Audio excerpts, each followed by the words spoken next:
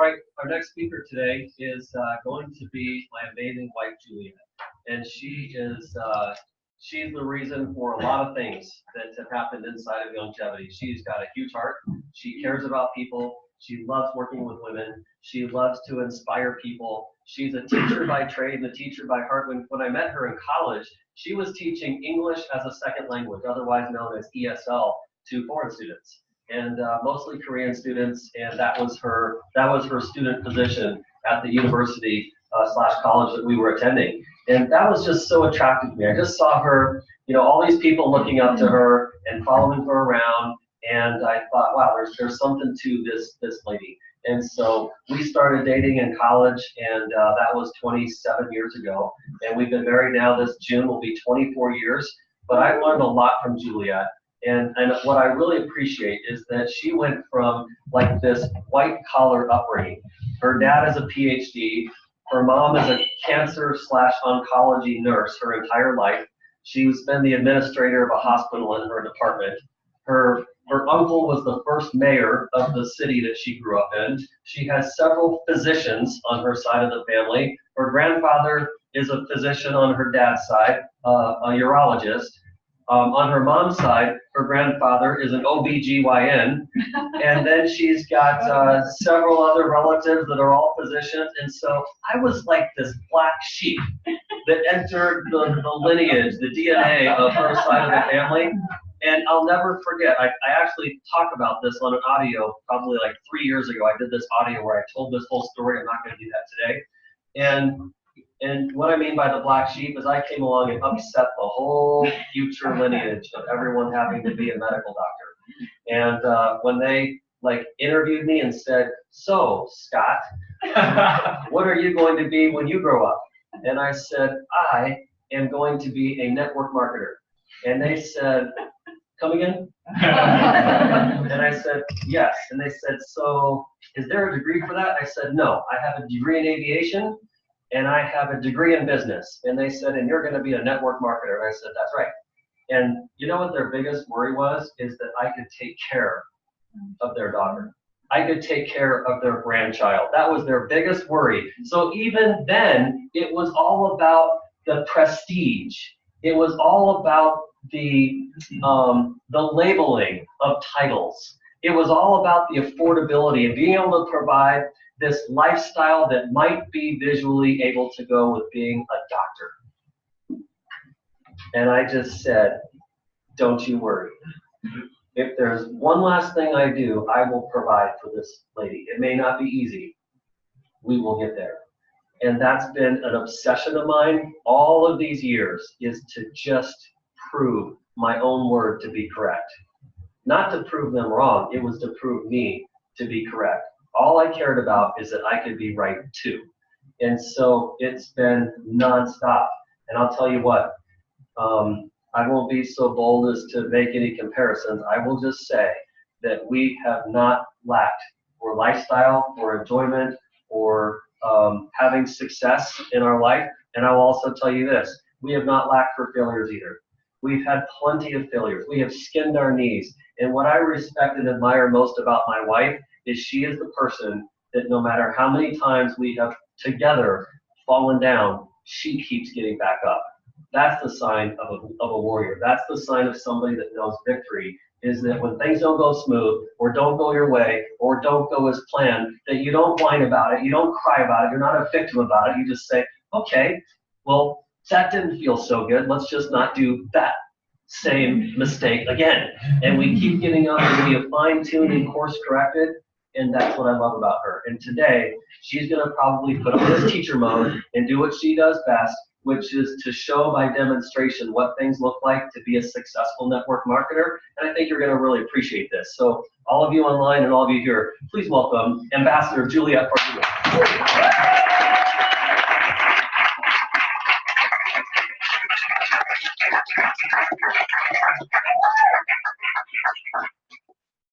So thank you very much for that introduction and blast from the past of when we first got together. And I'm really happy, I'll talk about that in a minute, that we had some of those hard times. And it can really do a good thing in your life for motivating you. And so wanted to acknowledge that our son Blake is here, and he's a senior in high school, so that means next month he's graduating, and he is amazing. And will you stand up, Blake, so we can...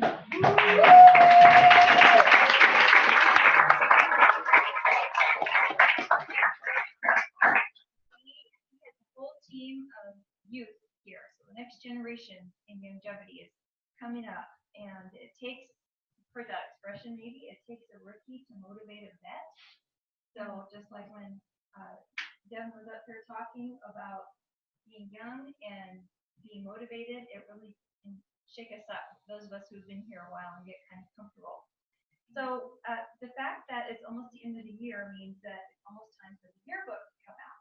And you probably all think back to your high school yearbook, and there was a page in there that said, most likely to succeed. So I'm going to put that up here on the board, up here for a minute, and ask for some volunteers. And then they don't put this in the yearbook, but we have room to improve.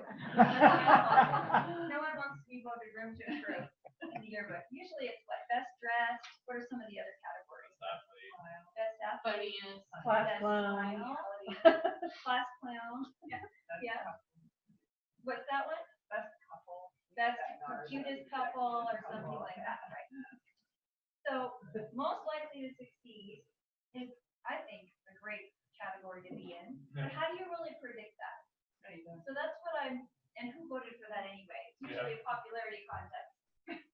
So I thought about what's the most likely to succeed categories in longevity. How can we predict when we talk to someone? What are success predictors? And oftentimes we prejudge someone, and we're usually not right. Those who you think won't. Those who you think will.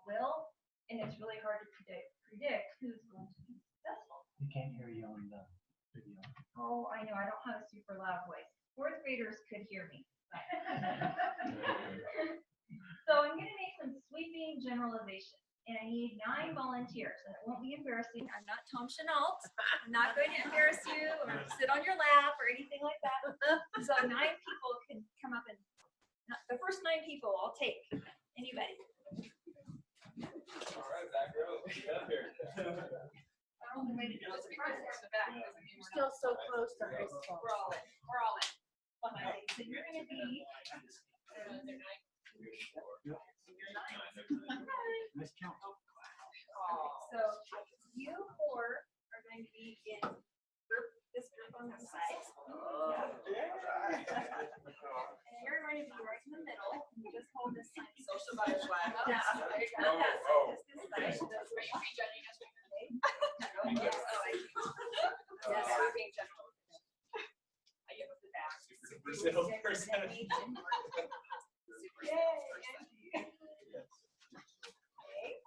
Career big Oh, shot. this is true. That's funny. What are the odds? Show us your sign. Oh, this one's Here's your sign. super shy. Nailed it. There you go. Nailed it. Not highly educated. I'm very nice. All right, This is so great. so we don't have a lot of space up here, but imagine that these 4 are in most likely to succeed. And then Michael is social butterfly. He's in the middle. And we have room to improve. This is a sweeping generalization that you might make if you meet someone and think, are they going to be successful in longevity? Are they worth me pouring myself into to see if they can succeed?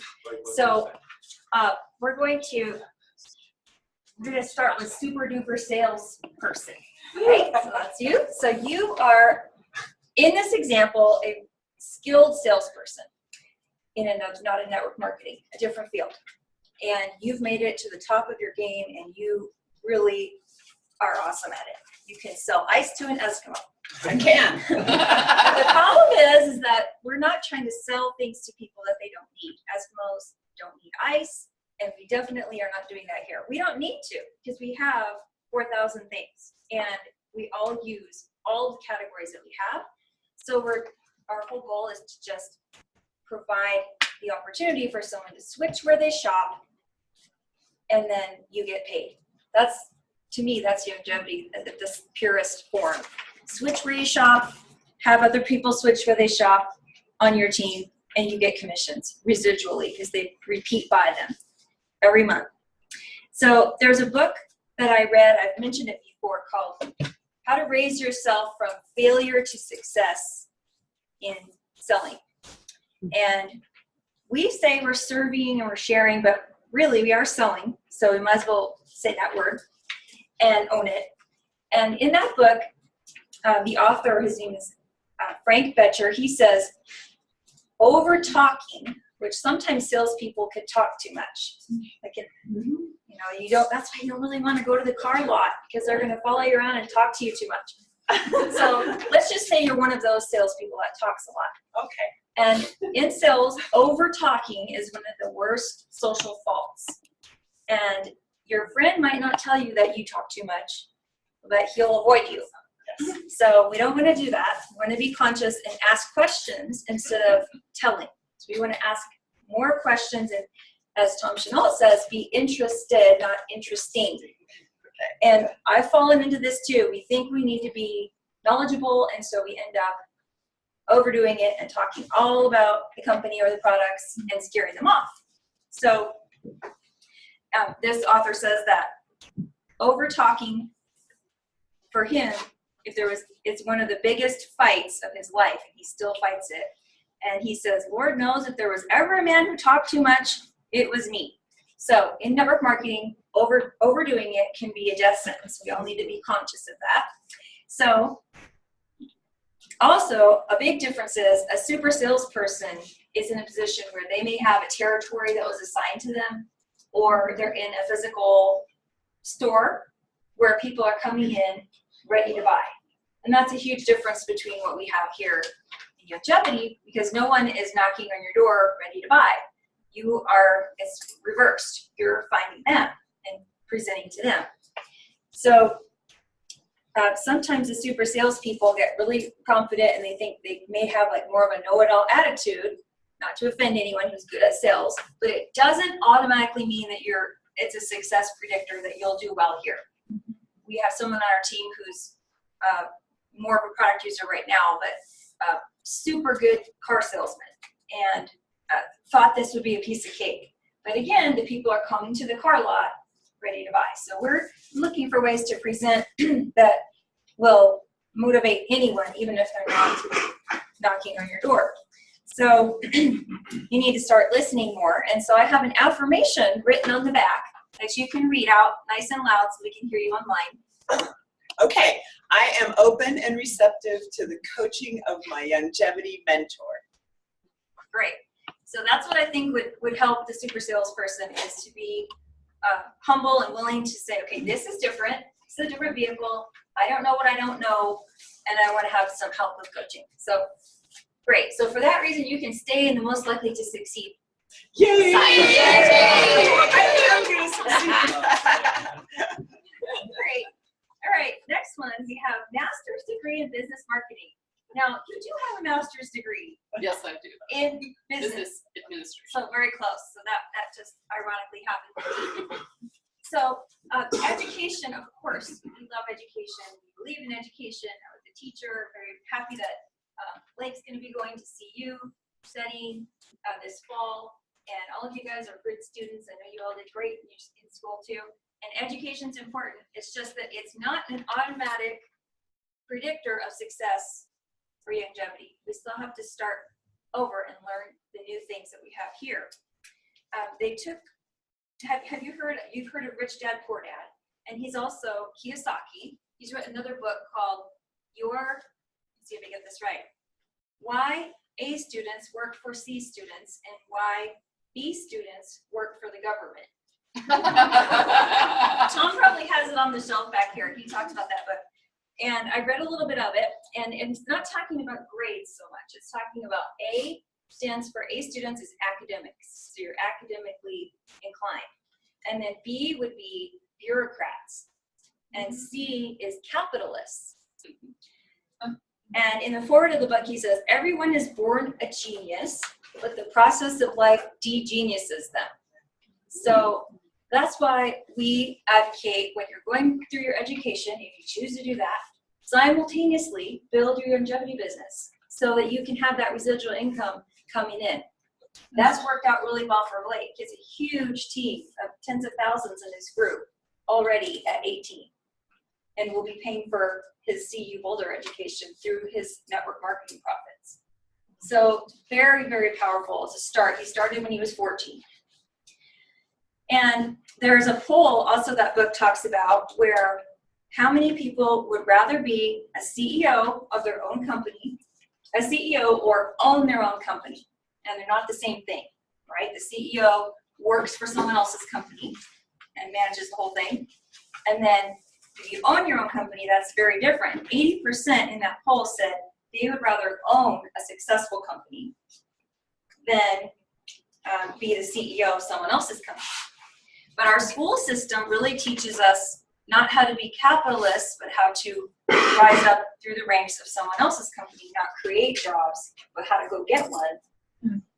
And here, and so CEOs really aren't capitalists necessarily. So Kiyosaki says, forget about the MBA. Most business schools teach you how to be successful, not start up your own company. But starting something from scratch and building it up is what made America so great. That's what made America successful, is that spirit of entrepreneurship.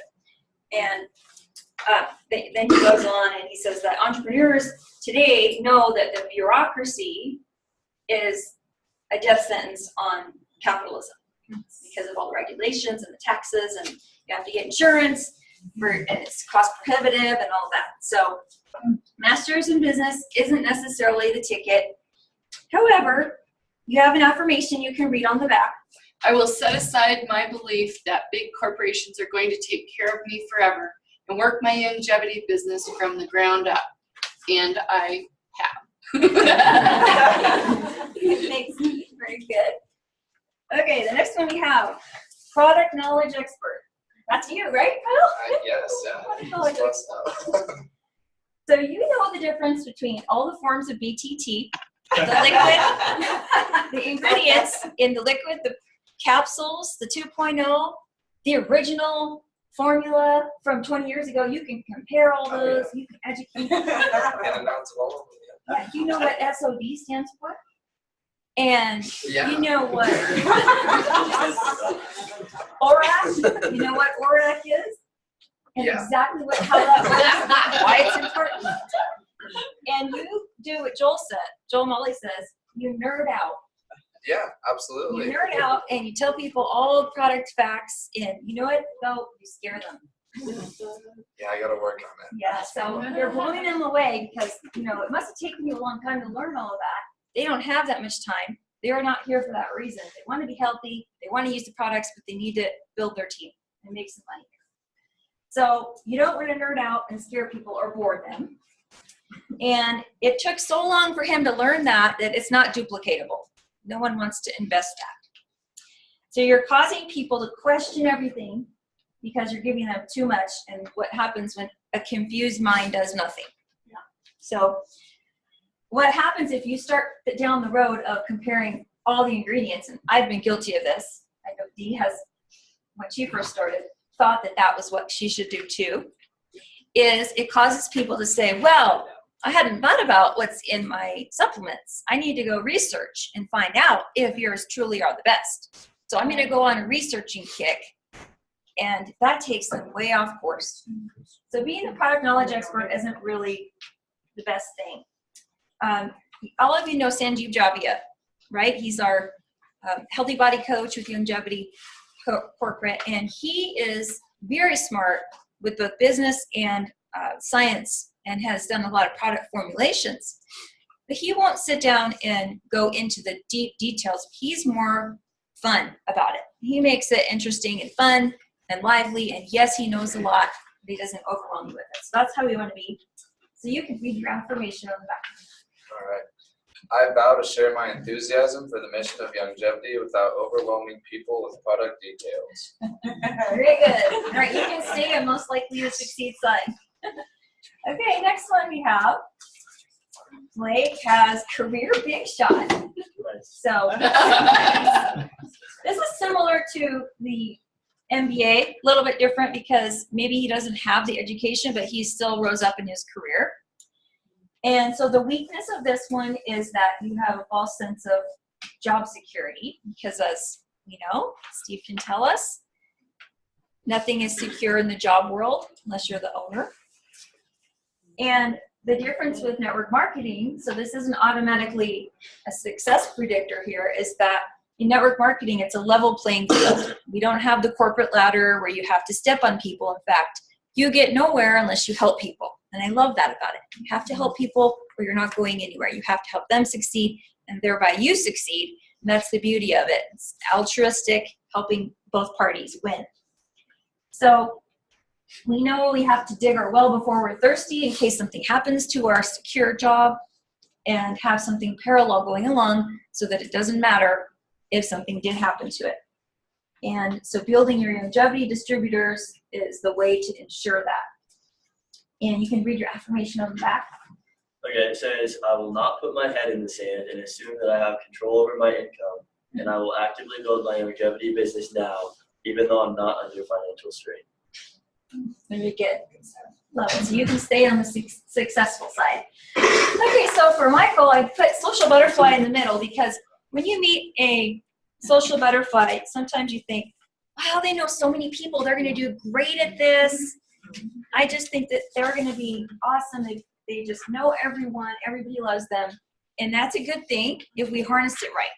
So I put you in the middle because it could go either way. You're not sure. You love people, but maybe your weakness is not so great at following up. So if you think of a butterfly, I used to collect butterflies in Southern California growing up, and I would chase them around with my net and catch them. And there's this one that was really hard to catch. It was the bright yellow and black, and it had really big wings, and it's called the tiger swallowtail. You know what that butterfly is? They're really big. And they just land for a second, and then they're on to the next thing and on to the next thing. It's very hard to get them. So that's what makes me think of with the butterfly is that you're maybe not deep relationships, but you're jumping from person to person and haven't taken the time to follow up. And you need the fortunes in the follow-up with networking. We have to take the time to follow up. And we find out how to do that through Longevity University. That's where we find out how to properly follow up. So you don't know a stranger, you're very likable and happy. This is true, Michael actually is happy and doesn't know a stranger. But you might just be happy to be content to be social and not really work on the business. So that's one reason that if you say your affirmation, let's see if you can change that. I will introduce my contacts to the business and using Longevity University to follow up and not let people fall through the cracks. That's this side. Yeah, you learned. Join us. Okay, now we're on to Room for Improvement group. And Homemaker Mom. This is that Our pity party. Yes, so Homemaker Mom, Tamara is awesome homemaker mom. And it to me is the highest noble calling to be a homemaker mom. If you can figure out a way to do that, it's the best. So but sometimes we need to contribute to the family income, and so we need to use our network marketing is a perfect way to do that. So you're really busy with your family, and you don't spend a lot on things on yourself because you want to have money to do things with the family. And it's kind of hard to juggle it all, especially if your kids are little. You have to get babysitters to come to events. And Scott and I did this for years, hiring teenage babysitters and, trying to figure out the bottles and the diapers and all of that, going to events. And so your strength is that you're very networked. You've got groups, moms groups, kids sports groups, and you have church friends and school. You meet a lot of people through school, through your kids. And so you may not have business skills that are apparent at first, but all those people skills are going to be helpful. And so you can read your affirmation for that here. A happy, healthy family is my goal in this stage of life, and spending time with them is important. I will pursue building my longevity business with my nook and cranny time and make this work. You believe that? I do. Okay, you can move over here. Great. Okay, shy, super shy, introvert. She's a super shy. Nailed it. Are you willing to be more bold? Yes. Okay. I believe that about you. So, a lot of people say, "Oh, I'm so shy. I don't think I can talk to anyone." But you have friends, and so you don't need to blast out to a whole group. You can go person to person and share this opportunity with them and overcome that. Because mouth open, store open. Nobody knows that you're in business, then nothing's going to change. They're not coming to knock on your car dealership, so we have to go to them. And if you triple the number of prospects that you introduced this month from whatever you did last month, doesn't matter if you're shy, you're going to start getting those results. Just triple what you did last month. So you can be passionate, and passion is the great equalizer in this business. We can be passionate about the company, products, and helping other people reach their goals and make it about them. It won't matter if you feel shy. I used to be shy too, and if you think about how you're serving them, then you can overcome that, because it's not about you anymore, it's about helping them. You can read your passion. I am passionate about my longevity opportunity, and I spring forth today with confident enthusiasm. Great. You believe that? I do. You can be successful. We're here. Okay. Nikki, it says that she's not highly educated. Also not true. I have a great personality. Yes. So her strength is that she is willing to learn new systems. She's willing to learn this system and invest in this. And any system will work powerfully if you do. So we are advocating that the Longevity University system, and we stand behind that because we've seen so many results with implementing that. So that you don't have to sit down and explain everything to everyone over and over and over. You point them to the university and let them get their education there. So winners work and don't get stuck in the process of micromanaging people. And so even the uneducated person can graduate with a degree from the university. And it's ongoing content. They're constantly adding new content to it, new videos, new information. So let's hear your affirmation. I am 100% committed to longevity as the greatest opportunity in free enterprise. True? Heck yes. Great. Most likely to succeed. Okay, Brittany, you can move over closer here, please. So we have the last one, unfortunate life circumstances. You've met these people, maybe you're one of them, like we are, or were, and we've all had times since life has those ups and downs. And we're actually, I believe we are refined in the fire. So if things aren't going well, count it as a blessing. It's hard to see it right in the moment, but it will be a blessing. It's what kicked us in the rear and made us work hard here. And so rough life events can be that catalyst. And I won't ask for examples, but we all can think of examples of trials that we've had or people that we know that we have had them. But that doesn't automatically mean that they're not going to succeed here. It could be a good thing, like I said. So one of my favorite verses is, because we know that suffering produces perseverance, and perseverance, character, and character, hope. And that's what we're doing here, is giving people hope. So even if things are just rotten, they have hope through using support that they get here and all the tools and the people. Because we're like a family. This is like our family now. So read how you have developed your tenacity and you've adapted to changes through your affirmation. I choose to reframe my mind or my life challenges as stepping stones and move forward with my longevity business with passion and joy. You believe it? Yes. Okay, then you're all likely to succeed. And I hope you see a pattern here that no matter where you start from, it doesn't matter if you're educated or not, anyone can succeed here. The biggest thing in the way might be fear or pride.